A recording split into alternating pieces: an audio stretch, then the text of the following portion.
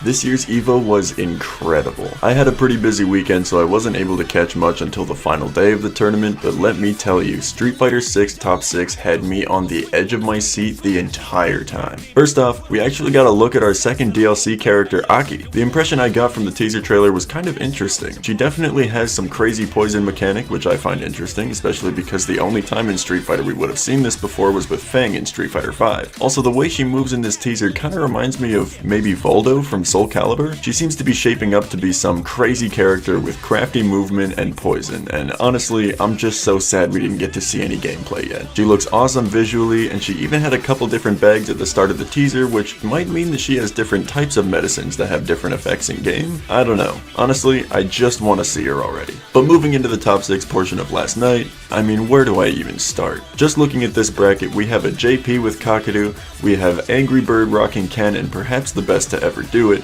we have Haitani playing Chun-Li, but not only is he playing an underrepresented tournament character, he's using modern controls in EVO. In top 6 of EVO. Next we have Punk with his tried and true Cammy, Mena RD swapping between Luke's quick and grounded playstyle and Blanca's crazy mix-up setup style, and finally Tokido, one of the all-time greats when it comes to the latest Street Fighter entries, and he's also playing Ken. We have 2 Kens in this top 6 bracket, which I love because I'm a Ken player myself, and we actually have 0 jury players. So many tournaments up to this point have been riddled with jury players, but this EVO seems to maybe show a turn in the tide on that front. Of course, I didn't see any of the tournament rolling up to this point, but I thought it was really interesting that we didn't see maybe Nephew or even Speed Kicks up in the top 6 with everyone else. Moving into the matches, let's start with Kakadu. His JP play was immaculate. Many people don't have much fun watching JP, but trust me when I say this guy was playing hot. His anti-airs, his combo conversions, so much of it was surprising me at every turn, and it's like he wouldn't ever take a stray hit without leading it into a full combo. Unfortunately, he met up with Angry Bird's Ken, got sent into loser's bracket where he had to fight another Ken in Takedo, and he was quickly sent out of the tournament. Both of his sets here were nail-biters though, coming down to the final round of the final set, and I would have loved to see him go further to be honest, but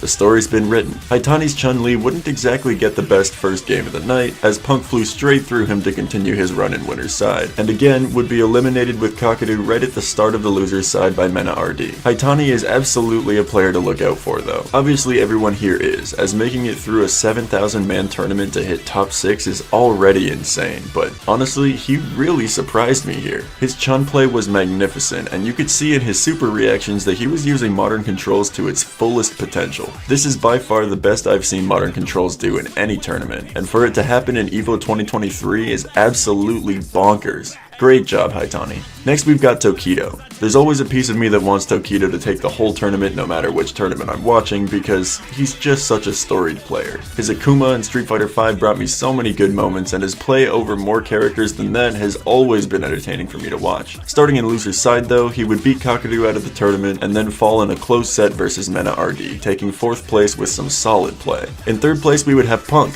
another one of my favorite players of all time. Punk's Cammy was going nuts in this top 6. His reactions, on point. His conversions, meticulous. His composure, rock solid. He beat Haitani in winner's side 3-0 and moved on to fight Angry Bird. In a really close set between the 2 rushdown characters, he would end up getting sent to loser's bracket by a masterful Ken where he would face Mena RD. Mena would end up picking Blanca for this matchup, and while it looked like Punk had the juice to take him out here, it honestly seemed like he got a little flustered near the end of the set. Mena is too rock solid with his Blanca shenanigans, and this top 6 really showed that off. Speaking of Mena though, what a run! With a mixture of Luke and Blanca, he really stormed the bracket that night with a sturdy game plan. He came to win, and it showed in every second of game that he played. He would beat out Haitani, Tokido, and Punk out of the tournament to match with Angry Bird in grand finals. These are some incredible players, and to have beaten them all in loser's side with such a risk of falling out of the tournament must have taken some serious mental fortitude. But then we have Angry Bird. From his first set with Kakadu in winner's side, dropping combos and maybe looking a little shaky in some of his decisions, to taking out Punk in winner's side in an incredibly close set, to waltzing into grand finals versus Mena RD with a smile on his face, Angry Bird really played his heart out. Everything leading up to this grand finals really showed that Angry Bird came to take it all, and all that stood in his way was Mena RD and his mastery of 2 different characters. In a close first set, Mena would actually make a stunning comeback to reset the bracket when Angry Bird almost seemed to have an assured victory. And can I just say, he forced Mena off of Blanca.